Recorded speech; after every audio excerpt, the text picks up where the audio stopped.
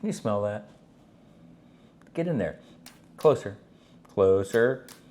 That is the smell of fresh herbs. In this case, basil. Bam. There's some fresh basil. Do you know how much this is in the little plastic container that you buy there at the top of the produce aisle? It's like $5 or $6 for a handful of leaves. I wanted to make a caprese salad. If it was just me and Love Bug, that would be enough for a caprese salad. Add the price of a tomato to $5 for a handful of leaves and then some mozzarella, and all of a sudden a caprese salad's 15 bucks. All right, there's gotta be a better way. There's gotta be a better way to have some fresh basil. Oh man, it smells so good. Tomatoes, and an easier way to make a margarita pizza, a caprese salad, or just add some flavor, period, to any salad. And you know what we're gonna do? We're gonna do it Nunnsense style. So this whole plant was actually less. The basil was less than what it cost just for the leaves at the grocery store. I had some soil, I got a planter. It sounds to me like we're gonna plant a pizza and a salad.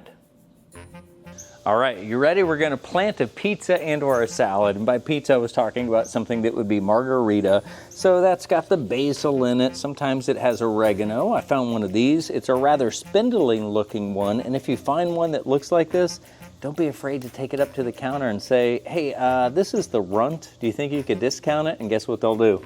They'll discount it. And then I've got some curly leaf parsley. I love parsley, and I just think the curly leaf stuff is really pretty. This is also kind of a runt, but it's got a really good root structure. So that's gonna take off.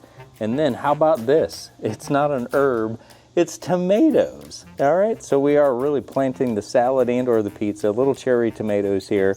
I think it'll be fun, and that is not going to overcrowd a little planter that I had around. This is the way that I do it. Everybody's got their own methods. I like a little bit of rock or gravel at the very bottom.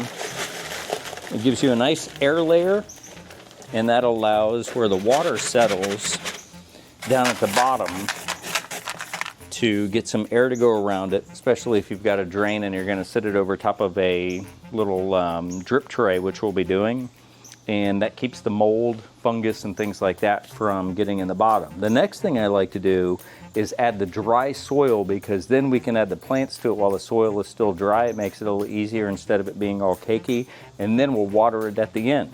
But let's go ahead and get our pizza in the ground.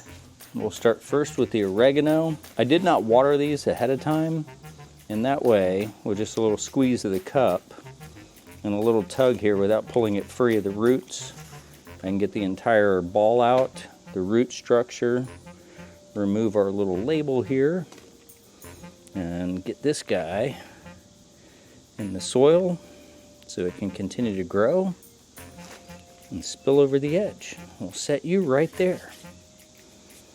Next in line will be the basil. These things get pretty bushy. Same thing, just squeeze the sides or the bottom. It usually pops it free. That is a great root structure, something that you're looking for when you're buying any of these. And of course you want a nice head of leaves on the top of it. So we'll get that set with some room to grow. It's our curly leaf parsley. Same idea, just kind of work the edge here, break it free. So that way it just takes a little tug. That's also got a really nice root base on it. Look at that, all the way around. Get that in. And then finally, this should be fun, and we'll make sure we bring you back along the way here over the next couple of weeks and months to see how it's doing. But there's our little cherry tomatoes. Look at that. Some fresh flowers on the top, which means there's some buds and some new tomatoes that are going to be coming along the way. And now, let's go ahead, put a little bit more soil, get this topped off. Water weighs 8 pounds per gallon, so instead of getting it too heavy right now, which is why we did the dry soil, now I can go ahead and move it from our little spot here to where it's going to sit in the sun to allow all of these are full sun, so they love it, to allow them to start to grow, and then we'll put the water on.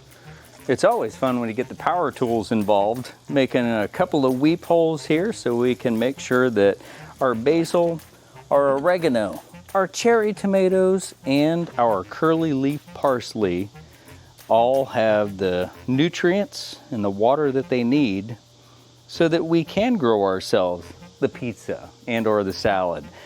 And there's evidence that our weep holes are working, so that means that if it is a heavy rain that it will continue to drain and we're not going to get too much water that would stall, hamper, and or ruin the growth here of our fresh herbs and tomatoes. If this has inspired you, maybe you already have an herb garden, share it with us. Let us see it. You can always do that at Snapjacks, or you can share it at Nunnsense. I'd love to see your herb garden, what you're growing and what you're cooking, and we'll see you here, whether it's inside, outside, in the kitchen, or maybe even by the boat on the next Nunnsense.